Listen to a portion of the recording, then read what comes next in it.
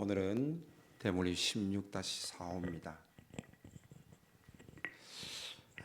하나님의 백성은 성령의 인도와 다스림을 받으며 진실한 믿음의 삶을 살아야 합니다. 성령님께 순종하는 것이 하나님이 원하시는 삶을 사는 열쇠입니다. 성령의 인도와 능력을 받아 빛의 자녀로 살아갑시다. 그래서 오늘 에베소서 5장 본문을 가지고 지혜롭게 걸으세요 라는 제목으로 말씀을 나누기를 원합니다.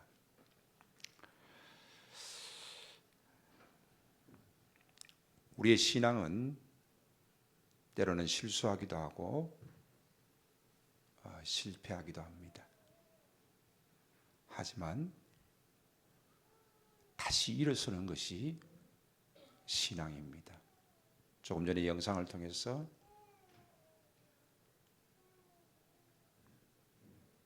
(25년) 동안 깨어지지 않는 기록을 가졌던 이봉주 선수가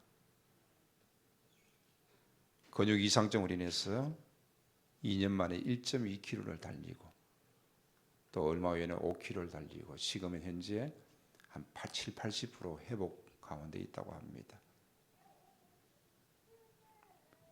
우리의 신앙은 결코 좌절하거나 주저앉는 것이 아니라 다시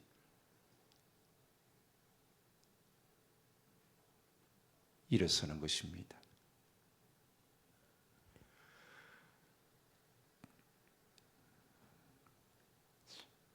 여러분들은 어떤 멘토가 있습니까? 어떤 코치가 있고 여러분의 인생을 지도해 줄 사람이 있습니까? 라고 묻고 싶습니다. 운동선수에게는 반드시 코치가 있어야 됩니다. 자기를 가르쳐주고 지도해줄 코치가 있습니다. 그 어떤 코치를 만나느냐에 따라서 달라집니다.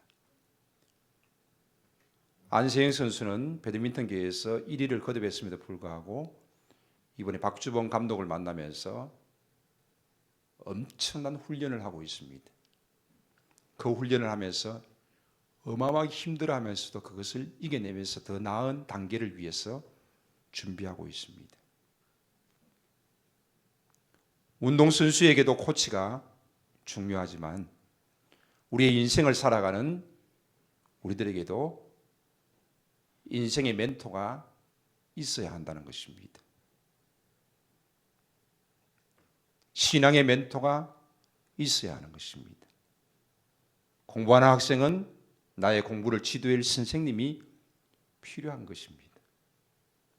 혼자 하는 경우는 거의 운동선수 치면은 나가서 입상할 수 없습니다. 성적을 거둘 수가 없습니다. 반드시 코치가 필요하고 멘토가 필요합니다. 인생도 마찬가지, 신앙도 마찬가지, 멘토가 없는 사람은 그만큼 다른 사람들보다 더 높은 성숙된 모습들을 가지기가 쉽지가 않다라는 것입니다.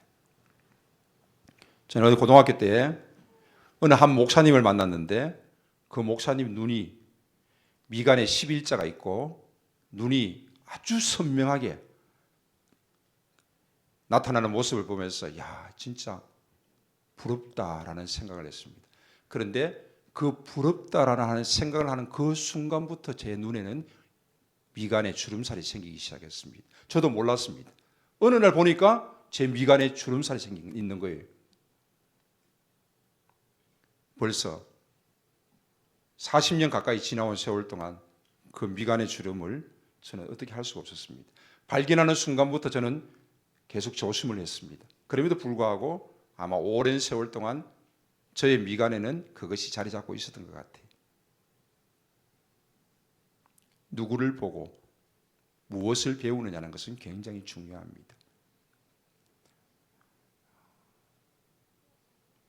운동하는 우리 친구들에게 좋은 코치가, 공부하는 우리 학생들에게는 좋은 선생님이, 우리의 인생의 좋은 멘토와 또 신앙의 좋은 멘토가 여러분 가운데 있어질 수 있다면 좋겠습니다. 그것이 부모라면 훨씬 더 좋겠습니다.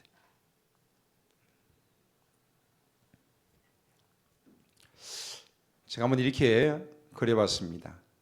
사람은 태어나서 유아기를 가지고 있고 학창 시절이 있고 군대에 가고 직장 생활을 하고 결혼을 합니다. 그리고 자녀를 낳고 또 그 자녀가 또 결혼을 하고 또 손주가 생기고 또 인생의 황혼기를 또 맞이하면서 살아갑니다. 즉 인생에는 모든 과정들이 있다는 것입니다. 그런데 이 과정들을 내가 어떻게 맞이하느냐에 따라서 우리의 삶은 달라집니다. 신앙생활도 역시 마찬가지입니다.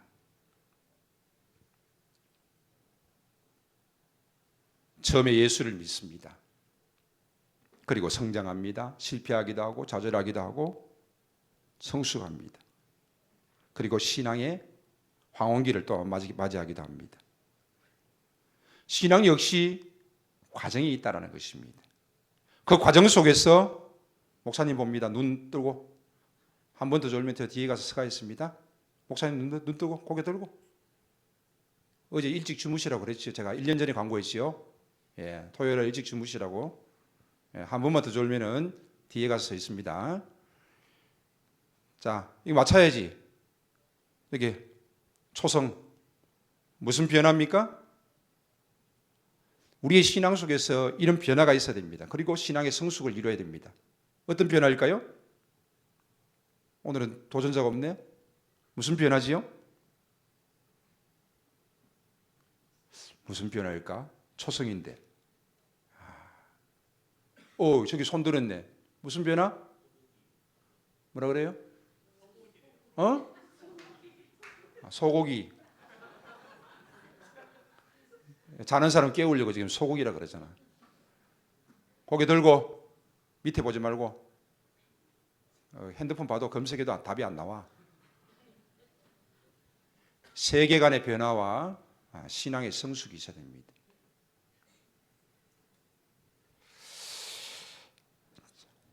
신앙은 과정입니다. 인생도 과정이었고 신앙도 역시 마찬가지 과정입니다. 그 과정 속에서 우리는 어떻게 살아가느냐는 것이 참 중요합니다. 예전에는 예수를 믿고 천국 가면은 그것이 끝이었어요. 그래서 예수를 믿고 은혜를 받았다, 내 안에 예수님께서 오시고 구원의 확신을 주셨다, 그러면은 우리가 어떻게 살든지 간에 그것은 별로 중요하지 않게 여기던 시대가 있었습니다. 그래서 은혜를 받자. 구원의 확신이 있느냐? 그러면 다 오케이였어요. 그리고 나는 죽어서 반드시 천국 간다라는 그런 믿음 속에서 살아가면서 그 삶의 과정은, 신앙의 과정은 별로 중요하게 여기지 않았던 때가 있습니다. 그래서 한국 교회가 이것 때문에 많은 피해를 입었습니다. 신앙은 과정입니다. 인생도 역시 마찬가지로 과정이었습니다. 학창시절의 과정을 어떻게 보느냐에 따라서 그 사람은 그 인생이 달라질 수 있습니다. 직장 생활에서 어떻게 보내느냐, 결혼 생활을 어떻게 보내느냐에 따라서 달라질 수 있습니다.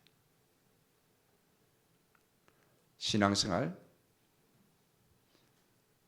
어떻게 하느냐에 따라서 여러분의 삶은 완전히 달라질 수 있습니다. 우리의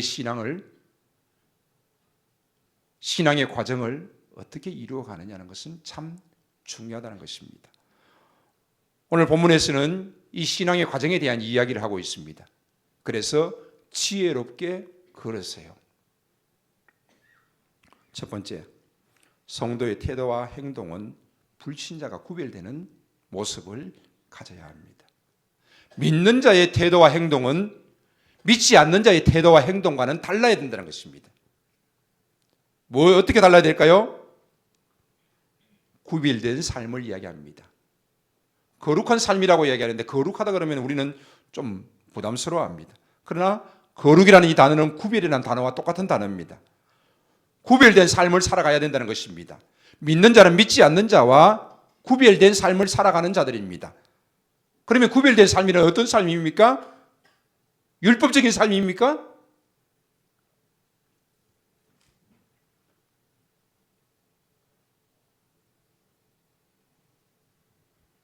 방송실 요 뒤에 불 밝게 해주세요. 본당 앞에 청중들 아주 밝게 해주세요. 오늘은 조금 날씨가 더워서 그런지 좀 그거 말고 위에 조명을 밝게 해주세요.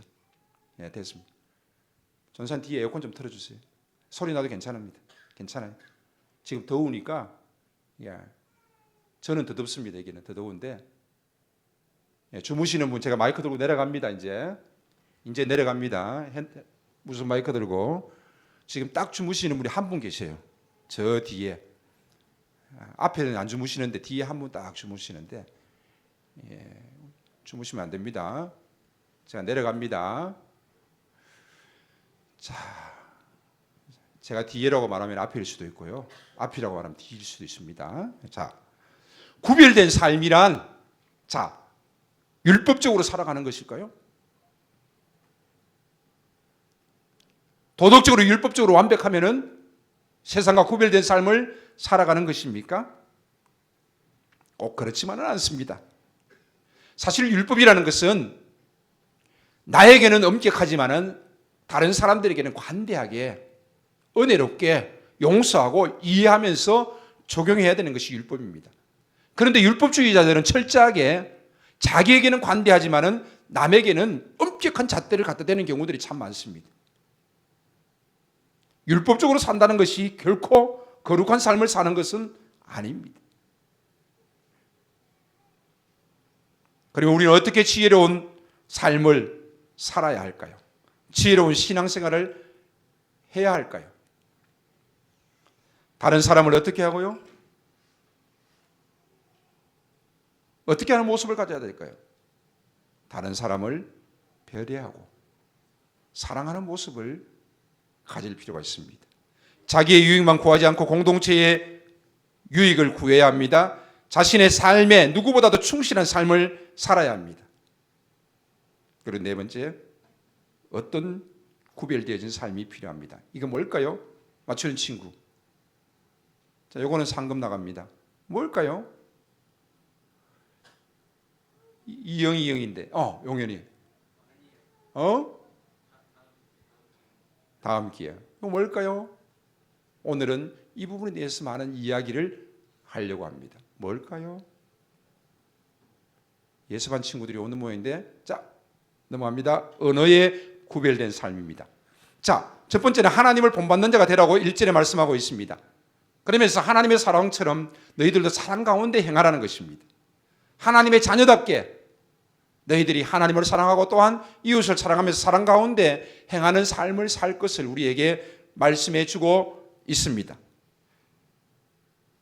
그리고 두 번째는 언어에 구별된 삶을 이야기하고 있습니다. 자, 에베소서 5장 4절 말씀 다 같이 읽어봅니다. 누추함과 어리석은 말이나 희롱의 말이 마땅치 아니하니 오히려 감사하는 말을 하라. 누추함과 어리석은 말, 희롱의 말, 다 언어에 대한 이야기입니다. 그 누추함은 무슨 뜻입니까? 부끄럽고 추잡한 말, 성적인 농담, 음란한 언어, 또 성적 표현으로 외모나 신체를 비하하는 발언, 이렇게 표현되어 있습니다. 이런 말을 하지 말라는 것입니다. 또한 어리석은 말을 하지 말라는 것입니다. 어리석다는 것은 무슨 말입니까? 지혜롭지 못하고 무익하며 분별력이 없는 말을 하지 마라. 쓸데없는 논쟁, 다툼이나 헛된 자랑 하지 마라. 잡담, 근거 없는 소문이나 비방에 함께 맞장구 치면서 말하지 말라. 경솔한 판단으로 오해나 문제를 야기시키는 그런 이야기 하지 마라. 이 모든 이야기들은 어리석은 말이다. 다시 한번 볼까요? 지혜롭지 못하고 무익하며 분별력 없는 말을 하지 말라. 쓸데없는 논쟁, 다툼, 헛된 자랑, 잡담, 근거 없는 소문이나 비방에 함께 이야기하는 거, 경솔한 판단으로 오해나 문제를 야기시키는 이야기하는 거 하지 말라는 것입니다.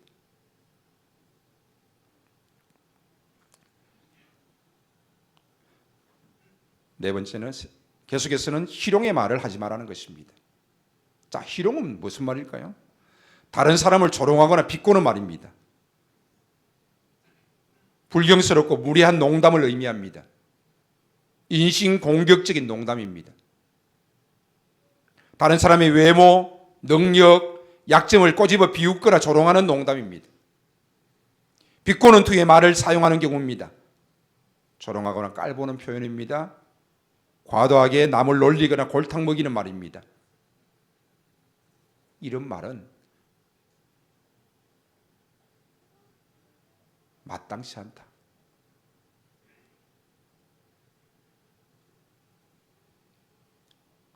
희롱의 말을 하지 말라는 것입니다. 우리 친구들끼리 그럴 수 있어요. 하지 말라는 겁니다.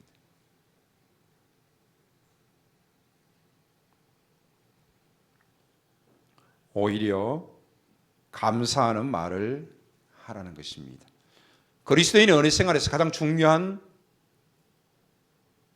언어는 감사입니다. 감사와 덕을 세워야 하는 것을 말하고 있습니다. 감사합니다. 하나님 감사합니다. 제가 지난주에도 은혜 받은 성도는 늘 겸손하고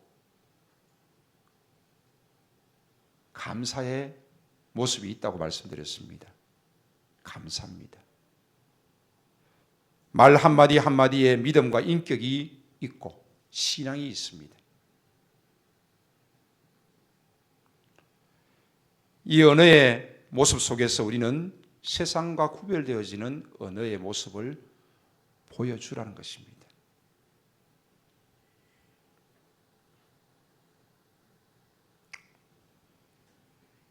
5절 6절에서는 음행과 더러운 자, 탐하는 자는 기업을 얻지 못한다고 말하고 있습니다. 자, 기업을 얻지 못한다는 말은 무슨 말입니까? 하나님 나라의 기업을 얻지 못한다, 하나님 나라에 갈 수 없다, 이런 말입니다. 자, 그렇다면은 구원받은 자들은 이런 죄를 지으면은 천국 갈 수 없다는 말입니까? 구원받은 자가 죄를 지을 수 없다는 의미가 아닙니다. 구원받았음에도 불구하고 회개하지 않고 지속적인 죄악의 상태가 바로 구원받은 자의 삶의 특징이 아니라는 것입니다. 행위로 구원을 얻는다는 의미가 아니지요. 구원받은 자는 성령으로 죄를 이기고 거룩한 삶을 살아가기 위해서 애쓰는 자입니다.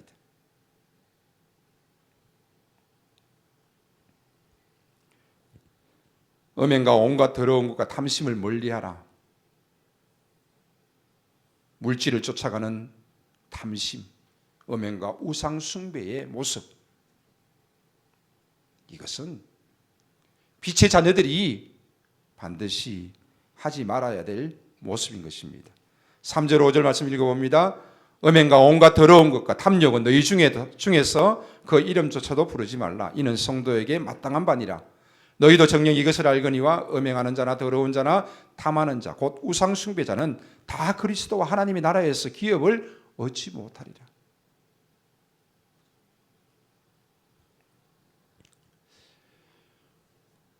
구별된 삶을 이야기할 때에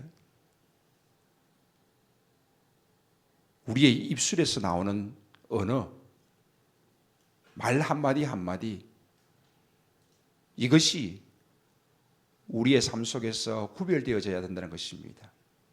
이것은 참 중요합니다. 그러면서 너희의 행실을 통하여서 빛의 자녀처럼 그 모습을 나타내라는 것입니다. 큰 두 번째로 들어갑니다. 복음의 빛으로 어둠의 일을 드러내라는 것입니다.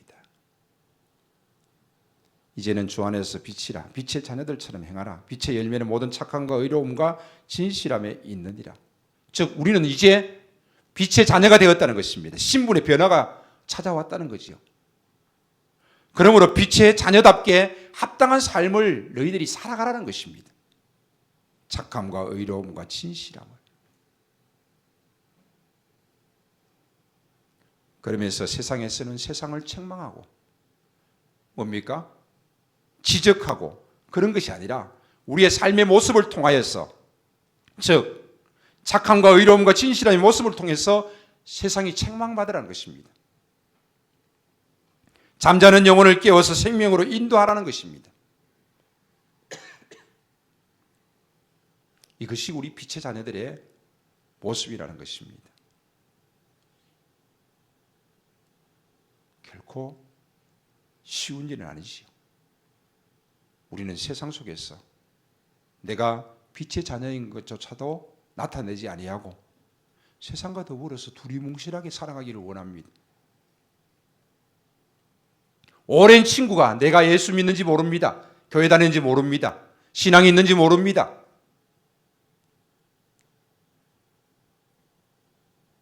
그냥 그 친구가 똑같이 신앙생활, 똑같이 살아가는 것입니다. 신앙생활은 교회 와서 하는 것이고 바깥에서는 그들과 똑같이 살아가는 것입니다. 그것은 결코 성경적인 가치관을 가졌다라고 말할 수 없습니다.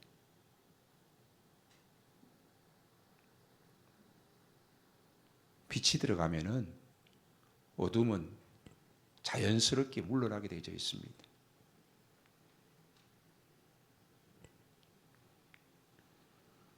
빛의 자녀들처럼 행하지 않기 때문에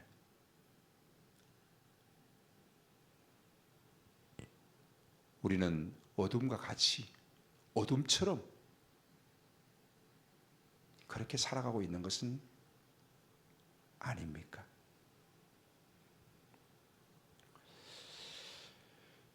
빛의 자녀답게 합당하게 살아가는 삶을 살아가되 너희들이 세상 속에서 지혜롭게 살아가라. 착함과 의로움과 진실함이라는 열매를 맺어라. 주님을 기쁘시게 하는 것이 무엇인지 분별하고 실천하는 삶을 살아가고 영적 분별력을 가지고 용기를 가진 삶을 살아가라는 것입니다.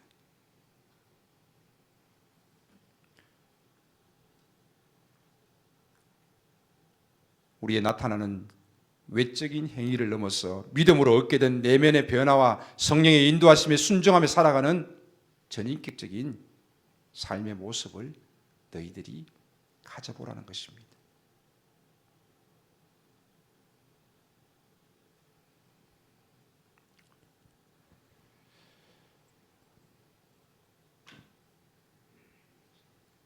큰 세 번째입니다. 에베소서 5장 15절에서 21절에 성령의 인도와 통제 아래에서 한번 살아가라는 것입니다. 그리고 성령의 충만함을 받아서 하나님의 뜻을 분별하면서 순종하며 살아가는 삶을 살아가라는 것입니다.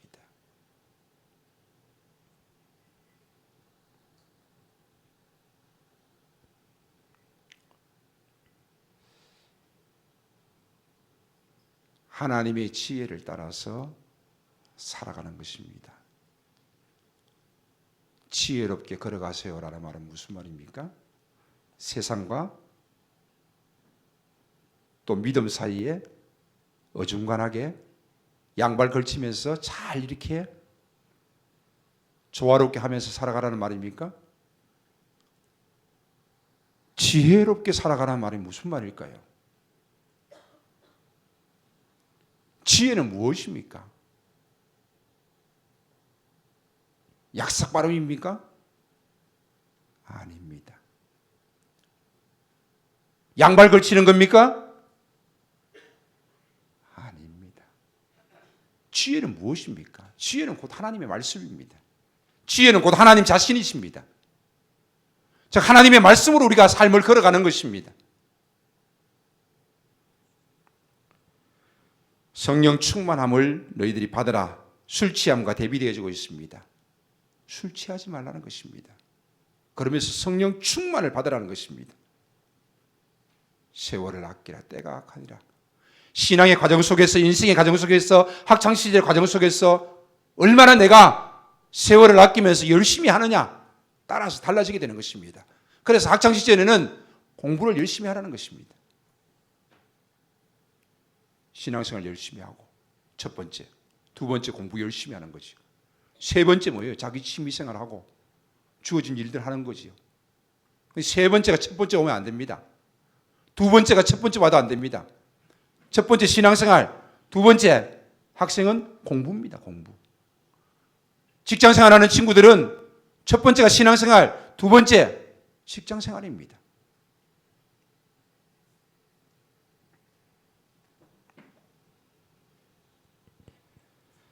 성령 충만한 결과에 대해서 19절에서 21절에 말하고 있습니다. 시와 찬송과 신령한 노래들로 화답해라. 너희 마음으로 주께 노래하며 찬송해라. 늘 기쁨이 있어가지고 우리의 입술에서 찬송이 나오고 찬양이 나오고, 그리고 20절에 범사에 항상 감사해라.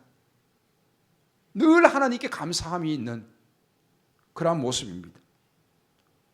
그러면서 21절에 그리스도를 경외함으로 피차 복종해라.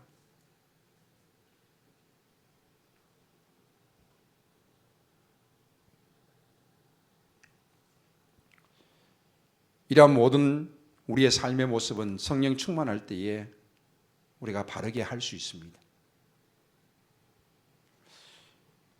커리큘럼 청년부 교재에 보면 이런 글이 있습니다. 건강에 가장 안전한 음주량은 0이라고 합니다. 많은 기관들의 많은 연구진들이 참여해서 음주 관련 연구 발표를 한 의학저널인 란셋이라는 의학저널에 발표된 결론입니다. 입에 대지 말라는 겁니다.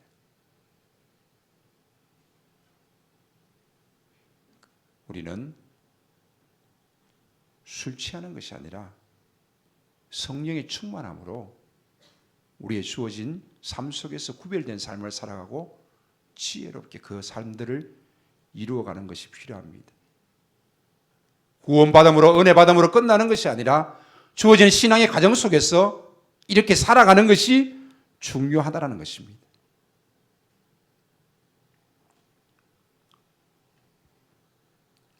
그러면서 우리는 끊임없이 우리의 마음의 기쁨과 또 찬양으로 하나님께 영광을 돌리는 것입니다. 시와 찬미와 신령한 노래들로 서로 화답하며 너희의 마음으로 주께 노래하며 찬송해라. 아마 1세기 교회에서도 이러한 모습들이 있었던 것 같아요. 그래서 바울은 에베소 교회에 편지할 때 이 내용을 쓴 겁니다. 새로운 찬양, 영적인 노래를 직접 지어 부르기도 했던 것 같습니다.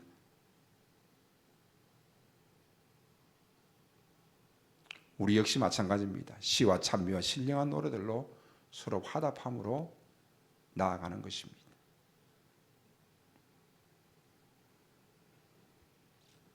말씀을 맺습니다. 신앙은 과정입니다.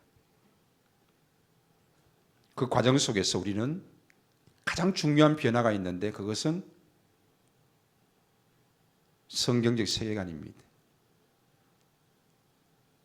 세상의 가치관이 아니라 말씀이 나의 삶을 이끌어갈 수 있도록 해야 합니다. 말씀이 나를 이끌어갈 수 있도록 하지 아니하면 우리는 성령의 충만함을 기대할 수 없을 뿐만 아니라 결단코 구별된 삶을 살아갈 수가 없습니다. 그럼 우리는 말씀으로 성경적 세계관을 가져야 되는 것입니다. 학창시절에서도 신앙이 처음입니다. 우선입니다. 첫 번째입니다. 그리고 공부입니다. 그리고 자기 취미생활입니다. 순서를 바꾸면 안 됩니다. 취미생활만 하는 친구들이 있어요. 그러면서 공부를 하지 않는 친구들이 있어요.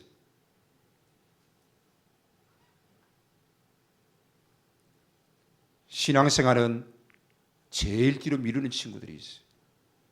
우선순위를 분명히 해야 됩니다. 고3인데도 예배를 빠지지 않고 출석하면서 잘하고 있잖아요.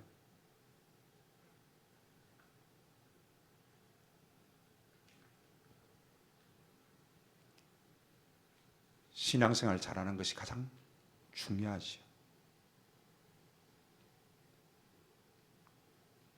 1년 내에 교회에 나오지 않고 열심히 공부해서 아무리 좋은 대학 갔다고 해도 그 자체를 부러워할 필요 없습니다.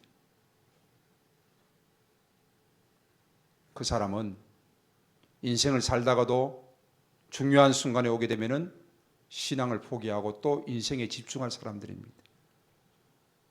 그러나 고3이 되든지 인생의 힘든 시기가 다가오든지 어떤 일이 다가온다 할지라도 우리는 하나님을 떠날 수 없는 것이 우리의 모습입니다. 성경적 세계관이 나의 삶을 이끌어갈 수 있도록, 하나님의 말씀이 나의 삶을 이끌어갈 수 있도록 해야 하는 것입니다. 다시 한번 말씀드립니다. 신앙은 과정입니다. 그 과정의 길을 걸어가는 우리에게 지혜롭게 걸어갈 것을 말씀하고 있습니다. 이 지혜는 곧 하나님의 말씀입니다. 어중간함이나 약삭 발음이나 양발 걸치기 아닙니다. 잔머리 아닙니다.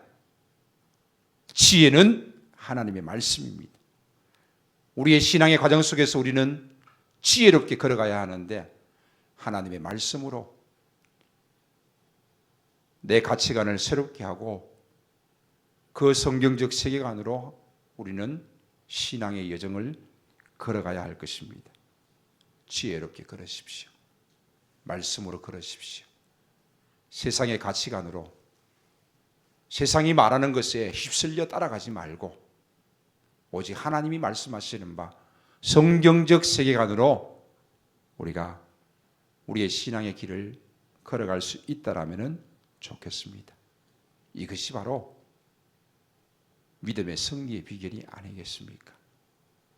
또한 여러분 주변 속에서 아름다운 멘토가 있어서 또 부모님이 있어서 우리의 신앙과 우리의 인생의 길을 지도할 때에 우리가 그것을 듣고 바르게 걸어갈 수 있다면 좋겠습니다. 그래서 하나님이 기쁘시게 하는 믿음의 여정의 길을 걸어가면서 또 그 속에서 참된 감사와 행복을 느끼면서 살아갈 수 있는 우리 풍성한 교회 식구들이 될 수 있기를 주님의 이름으로 축복합니다. 살아계신 하나님 아버지 고맙고 감사합니다. 우리 학생들은 학창시절의 여정 속에서 하나님을 바르게 섬길 뿐만 아니라 주어진 학업 속에서 최선을 다해서 달려갈 수 있게 하여 주시고 또 우리 직장생활하는 우리 친구들은 하나님을 섬길 뿐만 아니라 또 직장 속에서 최선을 다해서 주어진 일들을 잘 감당하면서 사회 속에서도 인정받는 믿음의 친구들이 될 수 있도록 허락하여 주시옵소서. 우리가 신앙생활함으로 달려갑니다. 세상적인 가치관이 아니라 오직 하나님의 말씀이 내 삶의 중심이 되어져서 성경적 가치관으로 말미암아 모든 일들을 이루어갈 수 있도록 은혜를 더하여 주시옵시고 지혜롭게 걸어갈 수 있도록 은혜를 더하여 주시기를 간절히 바라옵고랍니다. 오직 말씀이 나의 삶을 주장하여 주시옵소서. 그래서 항상 기뻐하며 하나님을 찬미하면서 노래하면서 영광 돌릴 수 있는 우리의 삶이 되게 하여 주시옵소서. 감사와 영광을 돌리며 예수님의 이름으로 기도하옵나이다. 아멘. 사랑하는 아들이 이제 군에 입대하게 되어집니다. 지금까지 함께하던 부모를 떠나고 친구를 떠나고 낯설고 새로운 곳에서 군복무 가운데 임하게 될 때에 늘 친구 대신 우리 예수님께서 사랑하는 아들과 함께하여 주시옵시고 늘 그 주님을 바라보면서 믿음으로 달려갈 수 있는 사랑하는 아들 지웅이가 될 수 있도록 역사하여 주시옵소서. 늘 지키시고 함께 하시고 더욱더 믿음이 강건해진 모습들로 하나님께 영광을 돌리며 우리가 서로 함께 기뻐할 수 있도록 역사하여 주시옵소서. 이제는 우리 구주 예수 그리스도의 은혜와 하나님 아버지의 무한하신 사랑하심과 성령 하나님이 함께 하시고 도우시며 교통하시는 역사가 구림대 가운데 있는 사랑하는 아들 가운데, 또 그 가정 가운데, 또 풍성한 교회 가운데, D6 모든 사역 위에 이제로부터 영원토록 함께 있을지어다. 아멘.